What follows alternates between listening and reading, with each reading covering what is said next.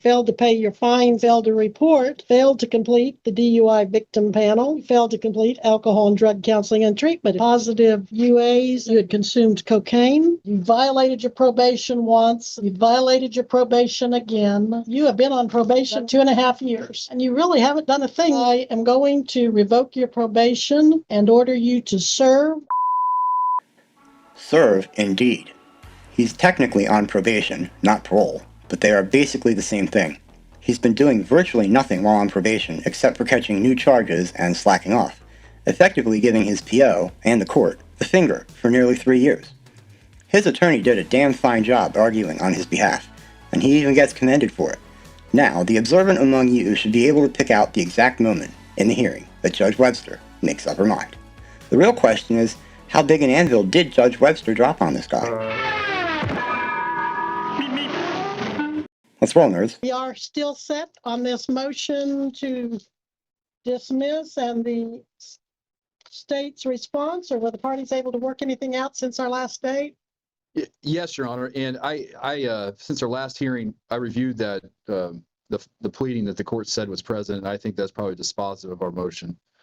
We also came to an agreement with Mr. Sweeney in that it's my understanding Mr. Regier is covering for him, but that that Mr. Owens would admit to the violations and that the parties would agree to recommend a 3-day jail sanction and extension of probation for 6 months. All right. Well, we are on the record in case number 2021 TR 779, State of Kansas versus Aubrey Patrick Owens. And not only is Jared Regier here for the state and the defendant with his attorney, but also Tony Bauer, CSO, is here as well.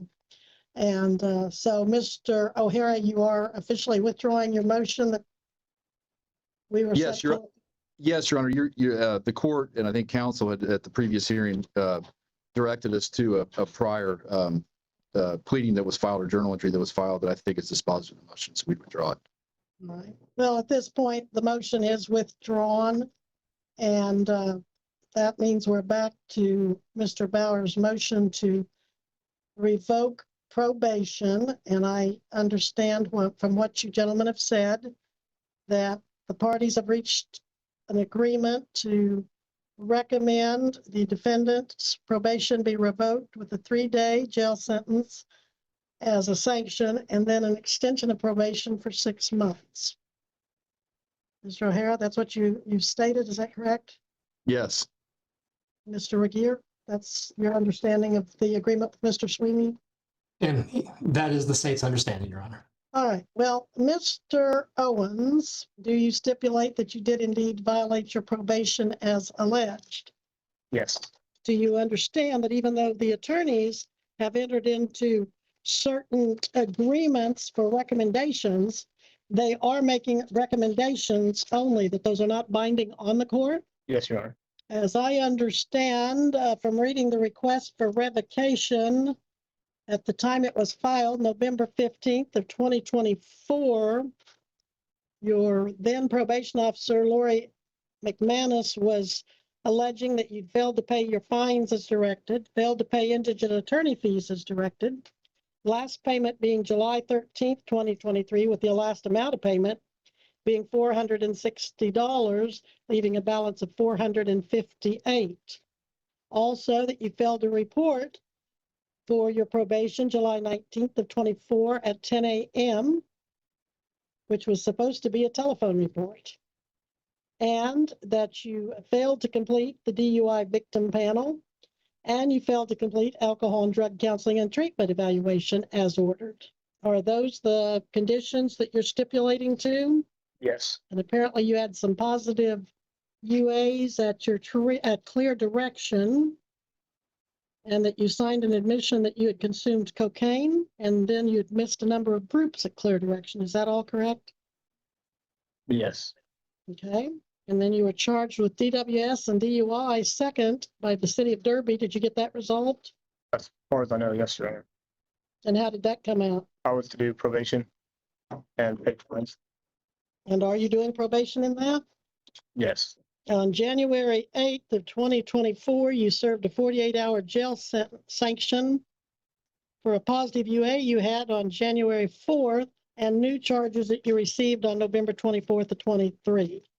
You agree that you did serve that? Yes. Okay.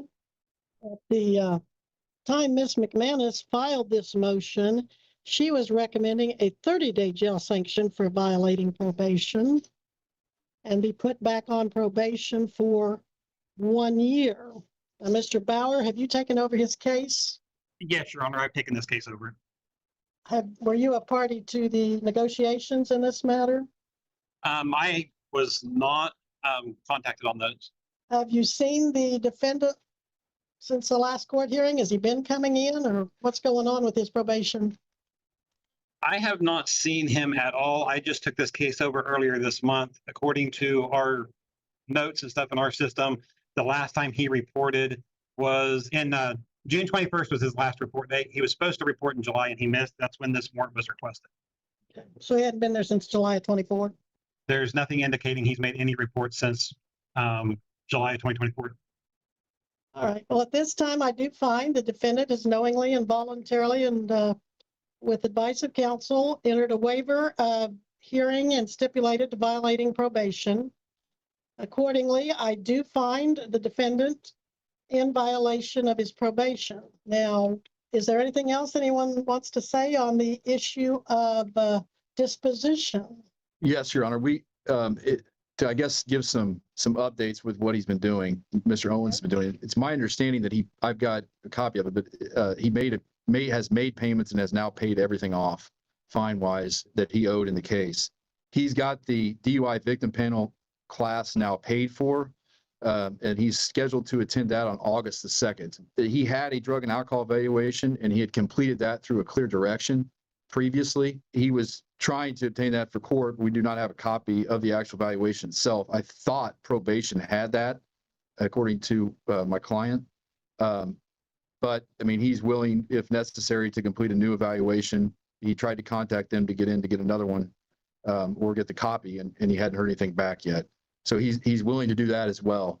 I guess a little context, I think, during that time period. I mean, this case is a 21 case. It wasn't resolved until March of 2023.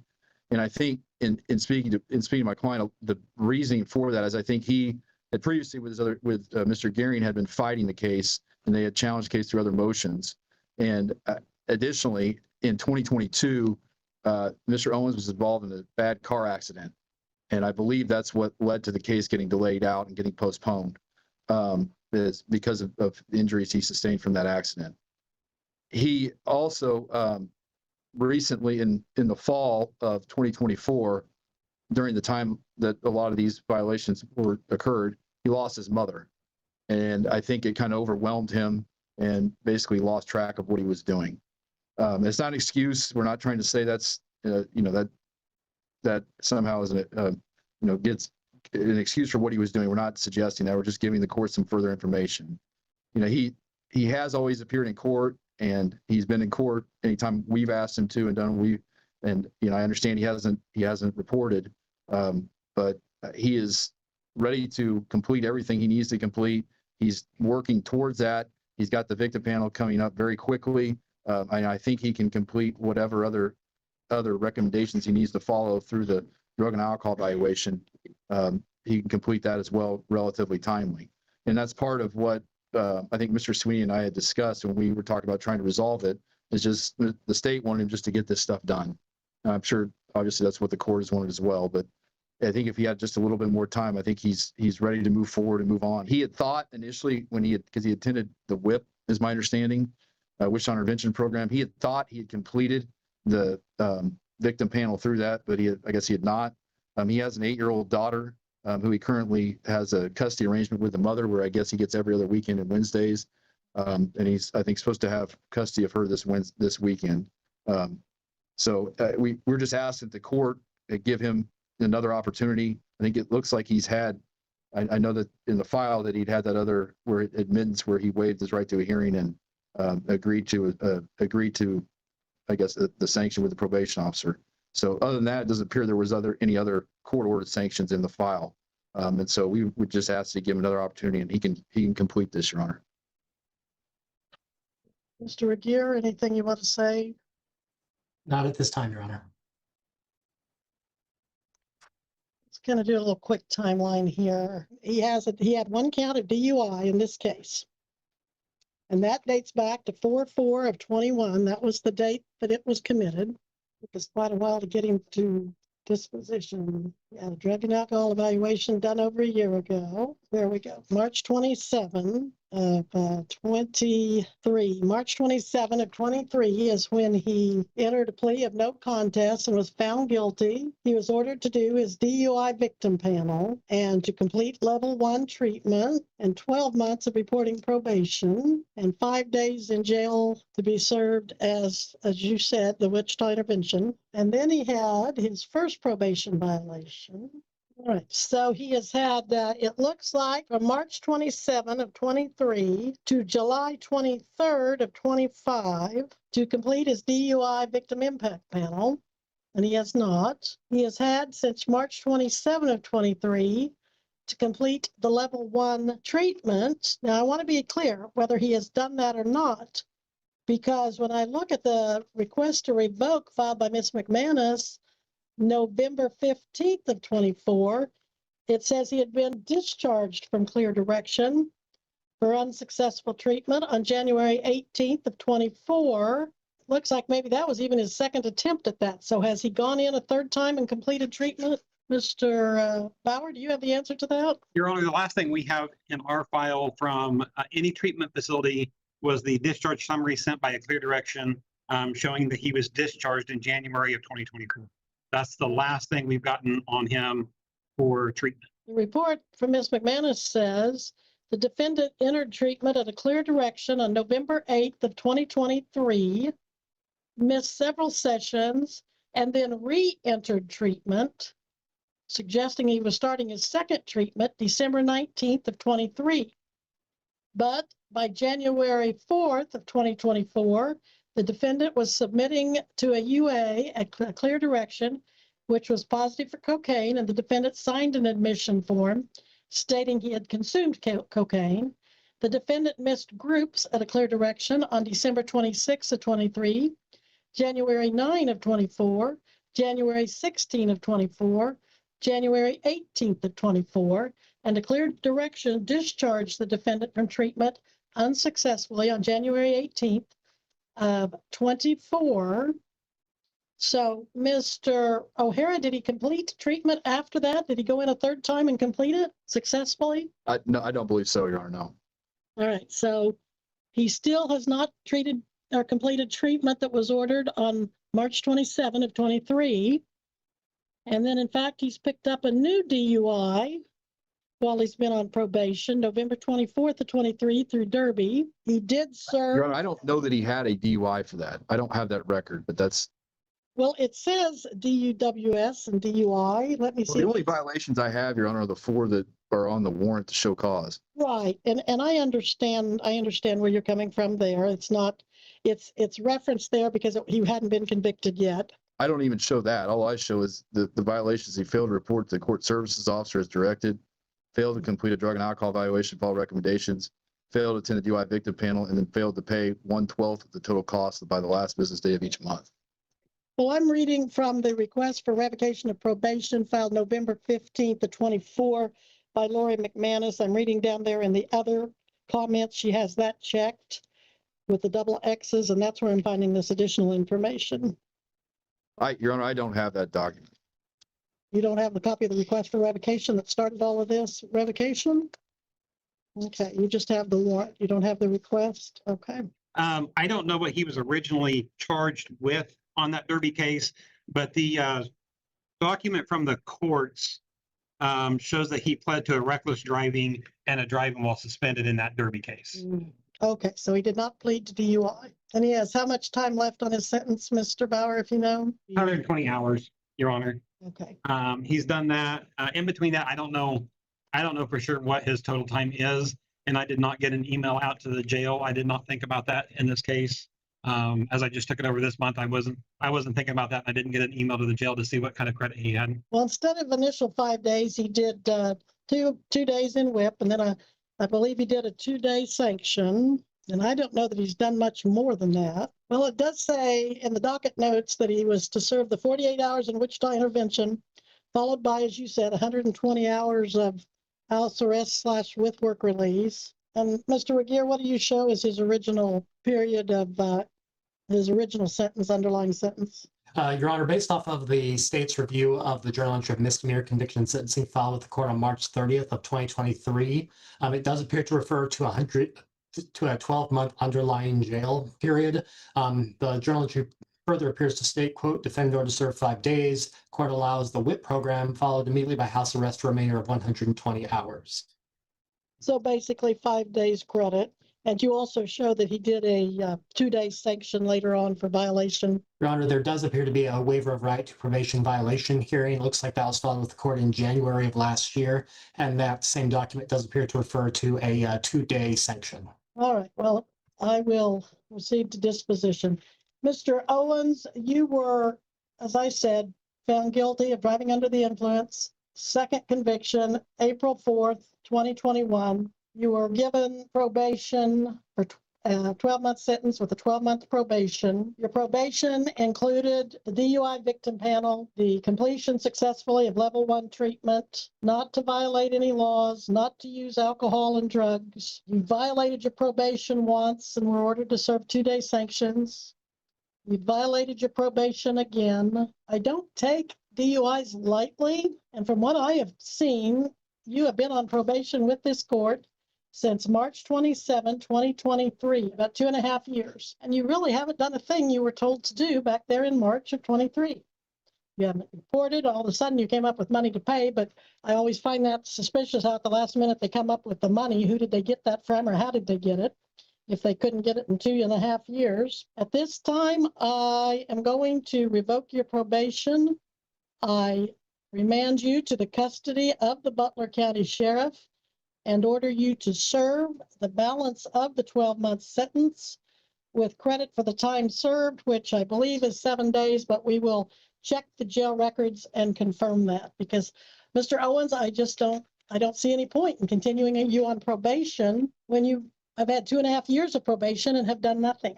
Now, the Butler County Jail does have programs that I think if you availed yourself to, you could get some help on these addictions and any underlying causes to the addiction. But I just do not see any reason to continue this probation the way you've handled it so far. Your Honor, he thought that the victim panel had been completed, and he thought that he had done that through the WIP program, which usually would be something that would occur. And now he's got it set up on August the 2nd. I know the court's frustrated with him, and I understand that, but he did actually get a drug and alcohol evaluation. He actually got that done. And I understand there's previous stuff that's happened, but for the violations that he's not had any sanctions yet through the court. The previous sanction was through the court services officer. The court actually hasn't sanctioned him at all. That was done through the court service officer. He hasn't had any sanctions in any way whatsoever through Your Honor or through anybody else with the court. This is the first time he's appeared in front of anybody on a violation. It's just, that's a significant amount of time. He's got an 8-year-old kid, and he's appearing in court, and he's actually got things set up to complete. And when they arrested him on the warrant in this case, they arrested him at his house. It's not like he's running from any of this. It just seems like that the court could give him one more opportunity and see if he can actually do this, because it's not very much to do. I understand Your Honor's frustration, but he could actually get all this stuff done in like a month or two. And I know that it's taken him a long time to do that, but he's obviously in the position now where he's dealing with that. It's just to send him away for basically 12 months.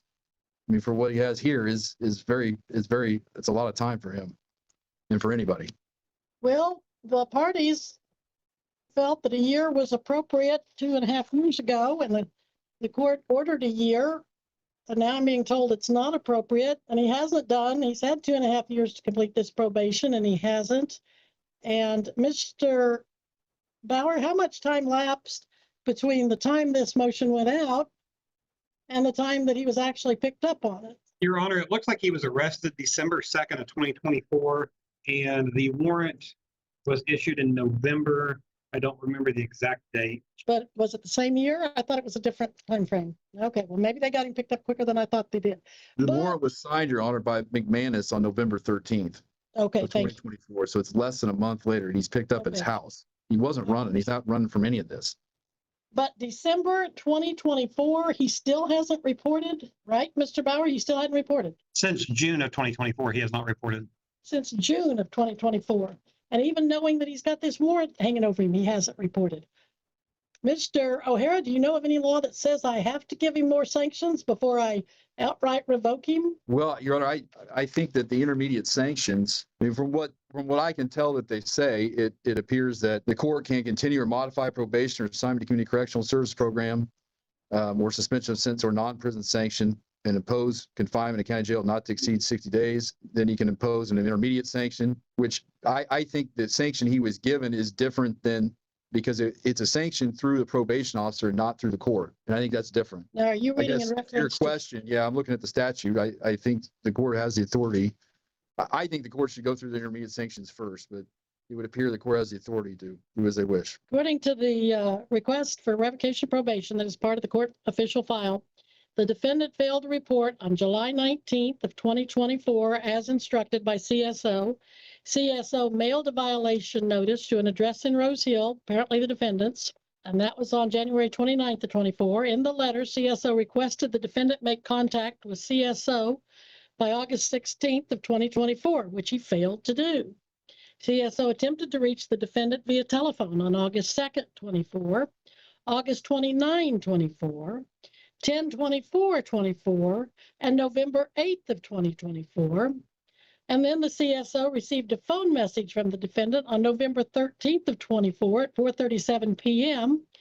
CSO returned the defendant's phone call on November 13th of 2024, made contact with the defendant, and that's when the defendant informed his mother had passed away. He'd forgotten to call. She told him the CSO said make contact November 14th of 2024. He failed to do so, and he has still failed to do so since November 14th of 2024. Some people just, probation doesn't work for them. And I see no need to keep the probation office on the hook when he won't even do minimal efforts. I think he is, Your Honor. I think he is doing minimal effort. I think he's doing more than minimal efforts now. I think the court has certainly got his attention. I mean, he's always appeared, he's always been around. I don't know what the harm would be in giving him one more opportunity to try to see if he can do exactly as the court says. I think he understands it very clearly now. And I understand that the wish of all of us is that people, the first time that they're told something, they do as they're supposed to do. But we're, I guess, in this business, oftentimes that's not how it goes. And sometimes people need more than one, need to get it told to them more than once. And for Mr. Owens, obviously that's been the case. And, I think if you give him this opportunity, he's going to complete it. I mean, I guess the court still has the authority, if he doesn't do that, to put him in jail. If he doesn't do as he said, and the court gives him just a hard deadline to get everything done, the court still would have the authority to put him in jail after that. And I guess what I'm saying is I don't know what the harm would be in letting somebody do that. And he's got it set now where, I mean, I know what the court's saying about the payment. Well, he's paying it because that's one of the violations. He wanted to get that taken care of. And I know that you would want somebody to try to take care of it earlier than what Mr. Owens is doing, but he is making an active effort now to do so. And I think it's because the court has got his attention on this. And it just seems like to have him go to custody for 12 months and I understand the court's frustration. I understand probation's frustration. You just want somebody to do these, what seem to be kind of easy things to complete, but he hasn't done them. He's on his way to doing them now. And I think if the court even gave him a hard deadline to get it done, and if he doesn't do it by the hard deadline, then he has to go do the time.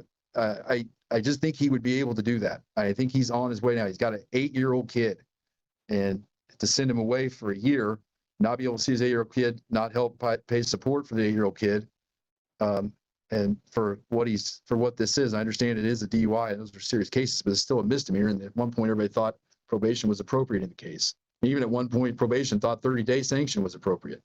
And even the state now and the defense now is asking for a 3-day sanction. But I understand the court may not agree with that, but it seems that even if you set a hard deadline for him to complete this, he's got everything in place. He can do it.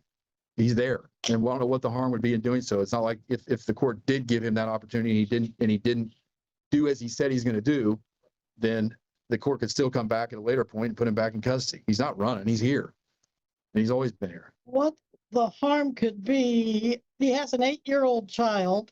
Other motorists have 8-year-old children. Other motorists transport those 8-year-old children down the highway. Mr. Owens was sentenced March 27th of 23 for a second time DUI. Now, he was ordered and recommended as part of his alcohol drug evaluation to complete level 1 treatment, to do the DUI victim panel, to abstain from alcohol and illegal drugs, among other conditions, with the plan to help him not be the continuing threat of a drunk driver on the highway. And he has not taken those steps that the evaluation recommended or that the court ordered. So the harm could be that without the help that he was to get these past 2.5 years, he could still be a threat to other motorists, their 8-year-old children, or anyone else on the road if he comes in contact with them.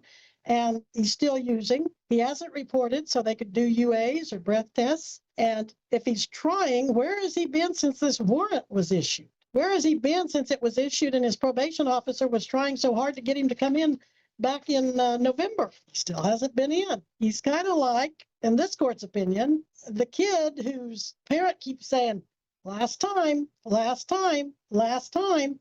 If we keep telling him last time, he keeps blowing it off. He keeps ignoring it. He doesn't get the help he needs. I understand that, Your Honor, but this is the first time he's had a violation with you. The other violation he didn't appear in court on. That was with the court services officer. And I appreciate what you're saying. I find you to be a very good advocate for your client. The court has great respect for the work you and your firm does. And I know you've tried very hard and continue to try for Mr. Owens. The problem is Mr. Owens won't try for Mr. Owens. At some point, no matter how good of an attorney you are, you just cannot change the facts that the defendant deals you. And that's what this defendant has dealt you. Nothing. Right, Nothing. and it's not, Your Honor, and I appreciate the comments, but it's not about me. But it's Mr. Owens. But this is his actual first violation before the court. I understand there's been other conduct that's happened, but this is really his first violation before the court. And again, I understand what the court said, but that since the time that warrant was served, to my understanding, I don't know if there's any other crimes that have been committed. There's certainly no other issues with any other kids or motorists being hurt because of Mr. Owens. Thank goodness. And I think he can complete what those are. I think he can complete the terms of this. He's already done some of it, and he has others in place. I mean, this court certainly has a lot of tools, and I know it's frustrating with Mr. Owens, but the court has a lot of tools within the community at its discretion that it can require Mr. Owens to do. And I think as frustrating as it is that he hasn't completed that, he is on his way to completing the conditions that he hasn't completed at this point, and some of which he has now. There's only 4 alleged violations on there, one of which he's taken care of. The second one he's already got scheduled, and the third one he's working on. He has been in front of the court in Derby. He has been given probation by this court at sentencing, and that that sanction has to be signed off on by the court. I'm just denying it at this time. He needs to go back to jail because he just has not taken responsibility. He has not removed the threat of himself to the community in 2.5 years. And Miss McManus's affidavit, her request for revocation, shows she has tried and tried and tried, and he just hasn't done it. So that is my final order at this time. Thank you, gentlemen. Court is adjourned.